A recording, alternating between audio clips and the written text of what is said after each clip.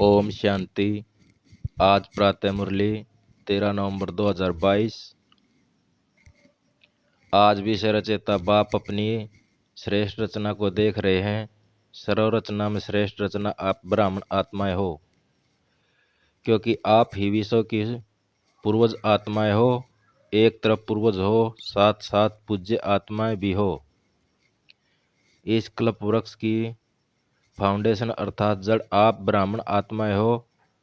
इस वृक्ष का मूल आधार तना भी आप हो, इसलिए आप सर्व आत्माओं के लिए पूर्वज हो।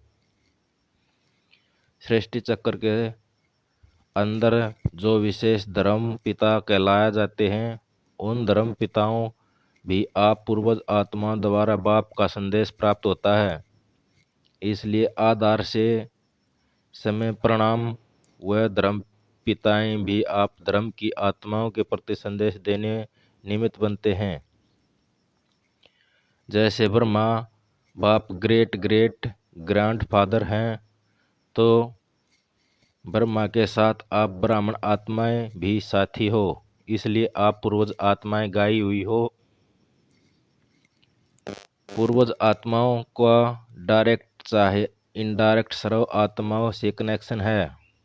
जैसे वृक्ष की सर्व टालियां का संबंध जड़ से व तना से जरूर होता है, चाहे किसी भी धर्म की छोटी व बड़ी टालियां हों, लेकिन संबंध स्वस्थ ही होता है। तो पूर्वज वे ना आधा कल्प राज्य अधिकारी बनने के बाद फिर पूज्य आत्माएं बनते हो। पूर्वज बनने में भी आप आत्माओं जैसी पूजा और किसी भी धर्म के आत्माओं की नहीं होती। जैसे आप पूज्य आत्माएं की विधि पूजा होती है, जैसे कोई धर्म पिता की भी पूजा नहीं होती। बाप के कार्य में जो ब्राह्मण आप साथी बनते हो, उन्हों की भी देवता व देवी के रूप में विधि पूर्वक पूजा होती है। और कोई भी धर्म पिता के साथ ही धर्म की पालन करने वाली आत्माओं की विधि पूर्वक पूजा नहीं होती, गायन नहीं होता। स्टैचू बनाते हैं, लेकिन आप जैसे पूज्य नहीं बनते। आपका भी गायन है तो पूजा भी होती है। गायन की विधि भी आप ब्राह्मण आत्माओं की सबसे न्यारी है। जैसे आप देव देवताओं का गायन बहुत सुंदर रूप से कीर्तन के रूप में होता है, आरती के रूप में होता है, ऐसे अन्य आत्माओं का गायन इसी प्रकार नहीं होता। जैसे क्यों होता है? क्योंकि आप श्रेष्ठ रचना पूर्वज हो और पूज्य हो।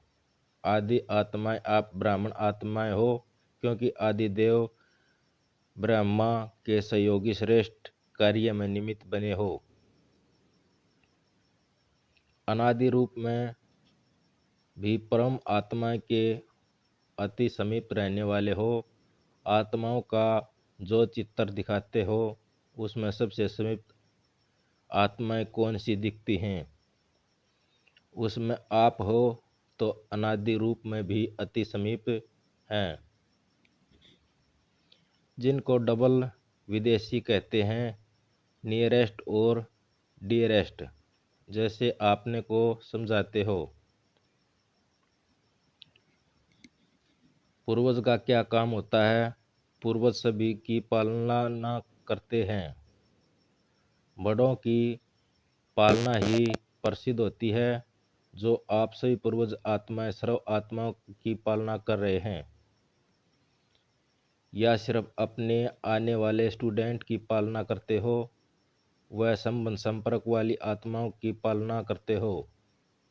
सारे विश्व की आत्माएं को पूर्वज हो, वह सिर्फ ब्राह्मण आत्माओं के पूर्वज हो। जो जड़ व तना होता है, वह सारे वृक्ष के लिए होता है, वह सिर्फ अपने तना के लिए नहीं होता। सब टालियों के लिए होता है। जड़ अथवा तना द्वारा सारे वृक्ष के पत्तों को पानी मिलता है, वह सिर्फ थोड़ी ही टालियों को पानी मिलता है। सबको मिलता है ना, लास्ट वाले पत्तों को भी मिलता है। इतना बेहद का नशा है, वह बेहद की हद में भी आप जाते हो। इतनी सेवा करनी है, हर एक पत्ते में पानी देना है, अर्थात सर्व आत्माओं की पालना करने में निमित्त हो। जब ऐसी स्थिति हो जाती है तो नीचे की बातों से, नीचे के वायुमंडल से सदा ही दूर रहेंगे, इस प्रभाव में नहीं आएंगे। अच्छा प्रभाव पड़ता है या खराब पड़ जाता है। अगर प्रवृत्ति में खराब वायुमंडल हो, फिर क्या करते हो? प्रभावित होते हो। खराब को अच्छा बनाने हो वाले हो या प्रभाव में आने वाले हो, क्योंकि माया भी देखती है कि अच्छा उंगली पकड़ ली, अंगुली के बाद हाथ पकड़ेगी, हाथ के बाद पांव पकड़ लेगी, इसलिए प्रभाव में नहीं आना है। प्रभाव में आने वाले नहीं, श्रेष्ठ प्रभाव डालने वाले तो ब्राह्मण आत्मा अर्थात डबल लाइट ऊंचे रहने वाले। इसी स्मृति में आगे उड़ते चलो। अच्छा, सभी खुश रहते हो ना? दुख की लहर तो नहीं आती, क्योंकि जो दुख धाम छोड़ चले उनके पास दुख की लहर कैसे आ सकती है? संगम पर दुख धाम और सुख धाम दोनों का ज्ञान है, दोनों के नॉलेजफुल है, शक्तिशाली आत्माएं हैं, गलती से भी दुख धाम में जा नहीं सकते। सदा खुश रहने वाले के पास दुख की लहर कभी आ रही है?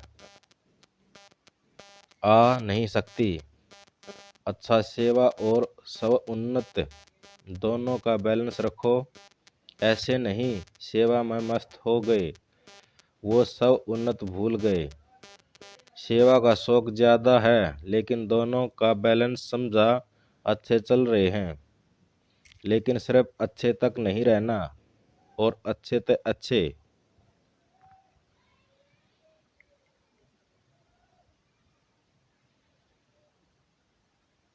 वरदान: अपने जीवन को हीरे समान वैल्यूबल बनाने वाले समृत और विस्मृत के चक्कर में मुक्त भव।